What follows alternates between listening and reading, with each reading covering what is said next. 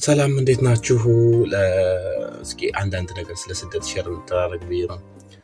ማለት እኔ ብዙ ጊዜ የሚረብሸኝ ሀሳብ ስለሆነ ነውና ብዙዎቻችን ከአገር ቤት ስንነሳ ወደ ሊቢያ ስንገባ በቃ የትኛውም ወደ ስደት ስንገባ ቤተሰብ ኃላፊነት ጥለን ነው ማለት እናት ከየትም ገብታ ከችግር ታወጣናለች የሚል ሀሳብ ስላለን አብዛኞቻችን ከሀገር ቤት የምንነሳው አይደለም።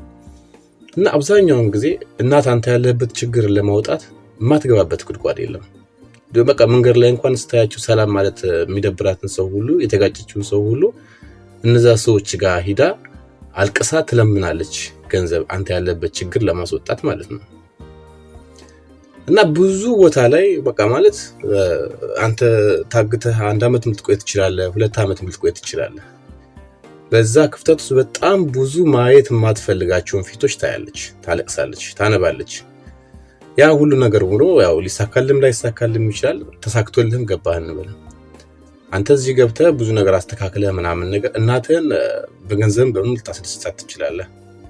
በቃ በሁሉም ነገር ልታንቀባራት ትችላለህ፣ ምኞቷ ልታሳካላት ትችላለህ። ግን ያ ሁሉ እዳ ያለቀሰችበትን የሰው ፊት ያየችበትን ግን ማለት በቃ ብዙ ያዘነችባቸውን ሰዎች ግን ማለት እዳ ከፊት ለፊታቸው ያለቀሰችባቸውን ሰዎች የፈለከው ሚሊዮን ብር ያክል ራሱ ብትከፍል ያን ነገር ከአእምሮዋ ልታጠፋው አትችልም።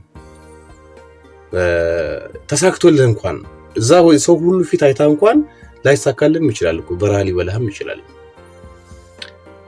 እና አንዳንድ ጊዜ ስንወጣ ብዙ ነገር ያገናዝብን እንወጣ ማለት በሚሊዮን የሚቆጠሩ ገንዘቦችን ብታመጣ እናትን ያን ያሳለፈችውን ማትፈልጋቸው ሰዎች ጋር ሄዳ የቀረበችውን ያን ፊት ያየችበት ልታጠፋላት አትችልም።